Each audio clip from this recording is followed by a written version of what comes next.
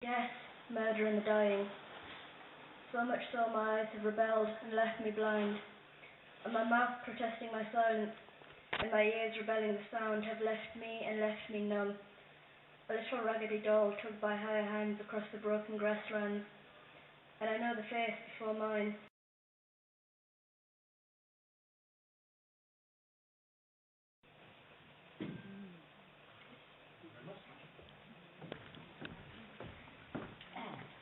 There we go, great poem there by Saman. Right, the next one, highly recommended, is by Emily Boothman. She's from Padiham. She's the youngest finalist here on the stage this evening. I hope she won't mind me telling everybody she's 12. Now, she's a little bit nervous about reading her own poem out, so she's come up on stage and she wants to meet Andrew, and she wants a nice round of applause, but she doesn't fancy reading her own poem out. So we're going to twist Ed Savile's arm around his back and see if Ed will read Emily's poem. This is by Emily Boothman from Padiham, and it's called War.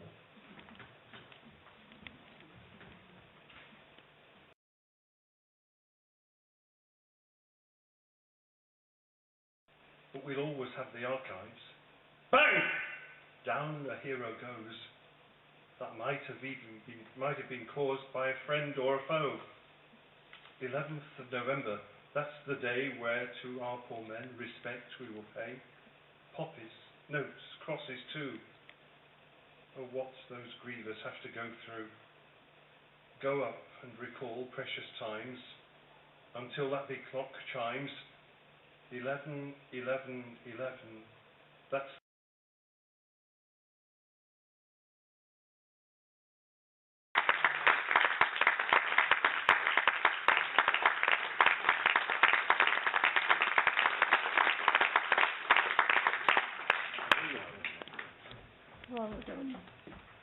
There we go.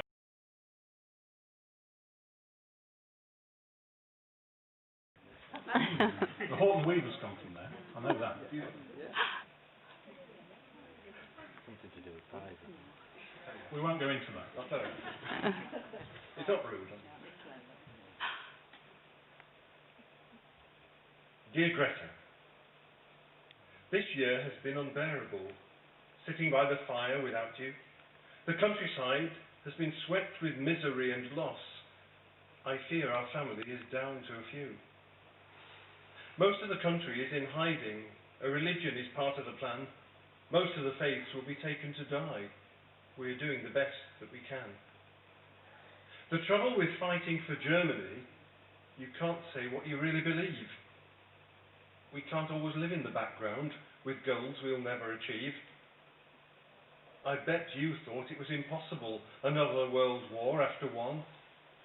We have shown that there will never be peace. The thought of that has long gone. While you people are waiting at home, sitting on the edge of your seats, there is obviously no need to worry, because our journey is nearly complete.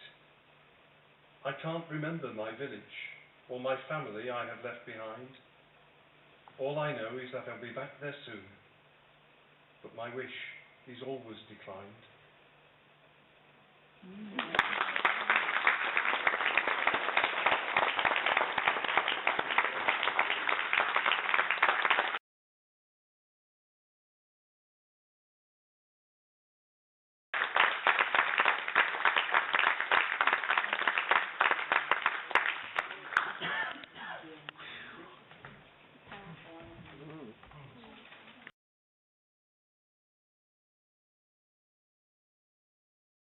Unto God.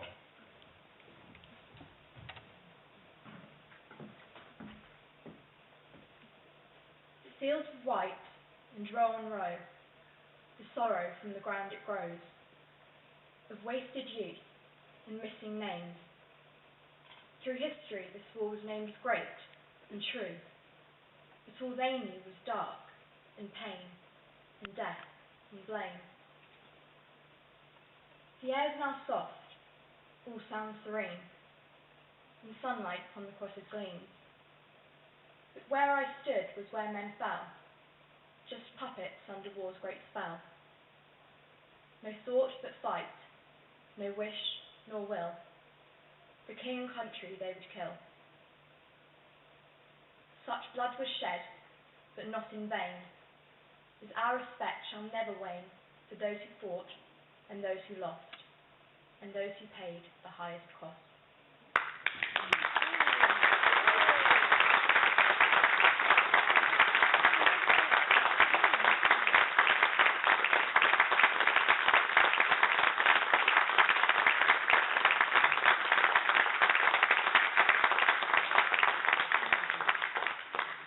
Right, we're just going to take a photo of all four of the under-18s together with Andrew. So let's keep the round of applause for the winners in the under-18 section.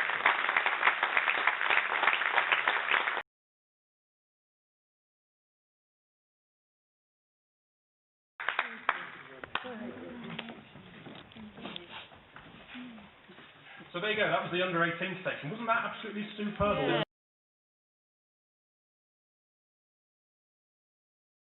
Get them along here, let's get them to the 8th centre and let's get them reading their poems out.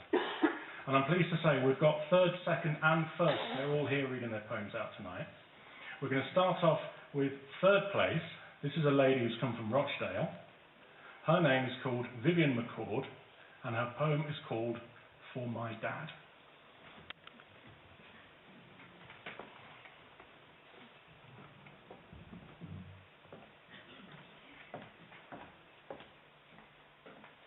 For my dad, the Halifax was shot down over Berlin, 31st of August 43, the air was so thin.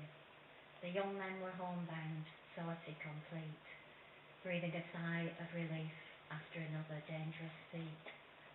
From 18,000 feet the plane started to fall, fire, noise and mayhem, they heard the pilot call. Bail out, was the cry from the cockpit. The 7 young crewmen knew that they had been hit. Their parachutes billowed in the night sky. No time to panic or to ask why. It was cold holding guns for grim life. The wind was buffeting and cut like a knife.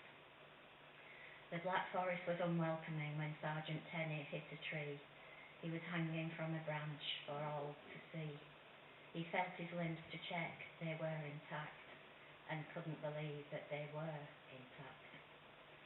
Of the crew, only 4 survived that night. Sergeants Tenney, Embley, Northcliffe and P.O. James lived to see the light. Pilots Stewart and Sergeants Cleveland and Garland weren't safe. They've never been found and have no known grave. The POWs didn't know until later in time, when the others weren't waiting in line. Their grief was heartfelt for the rest of the crew. They then knew that their fears had come true. Stalag 4B was an unwelcoming place. The huts all around felt like a maze.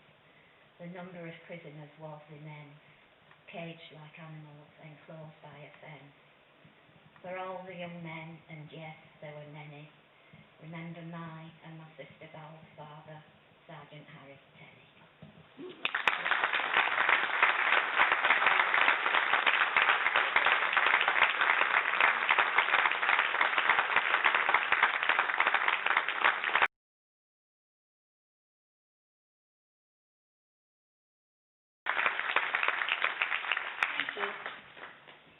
Quiet hero.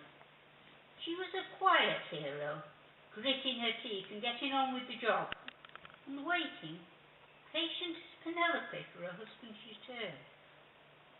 Meanwhile, she kept the home fires burning. She struggled with daily chores, rationing and air raids, shortages and restrictions, and rats. They came from the burnt-out houses, the bomb sites by the river. Spiders she could stand, but not rats. She brought up the children, 4 boys, single-handed. Not an easy job for a quiet-spoken woman. No one to turn to, missing a husband. The eldest son, at 10, promoted to man of the house. Time passed. She hardened like steel in the furnace, grew strong, became used to doing things for herself.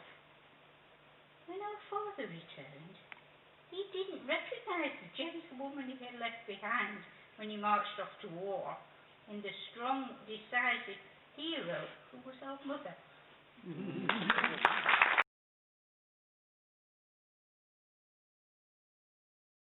Memories of a soldier.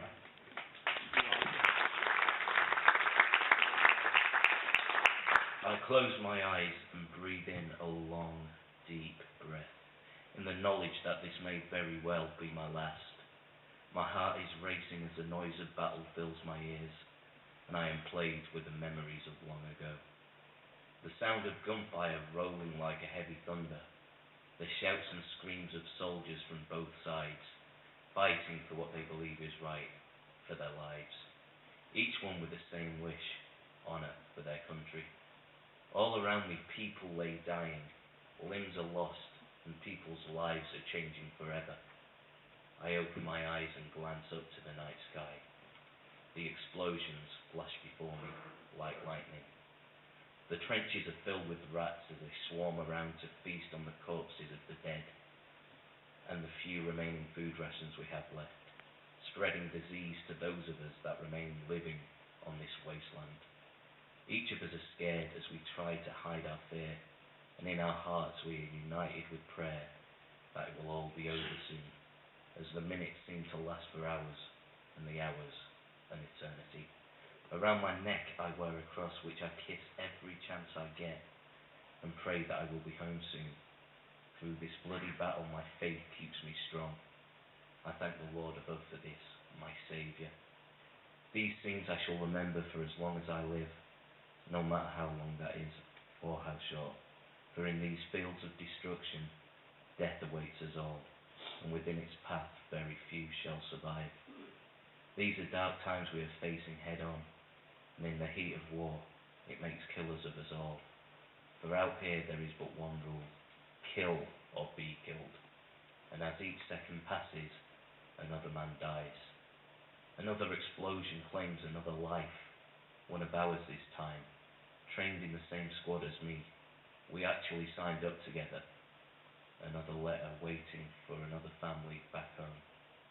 That could happen to any one of us, I think to myself, as silently a tear rolls down my face. This truly is hell on earth.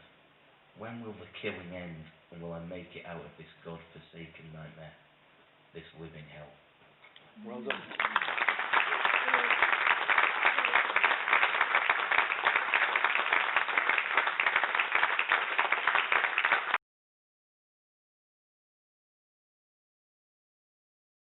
In which she wasn't going to come this evening, but then